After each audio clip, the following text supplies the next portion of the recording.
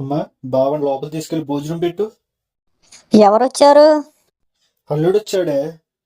అల్లుడు కాదు, మేనల్లుడు. అది గుర్తుపెట్టుకోండి. ఏం బాబు, ఎలా వచ్చావు? ఇటువైపు పన్నుండి వచ్చాను అత్తయ్య. వెళ్తూ వెళ్తూ మావయ్యని ఒకసారి చూసి వెళ్దామని వచ్చాను.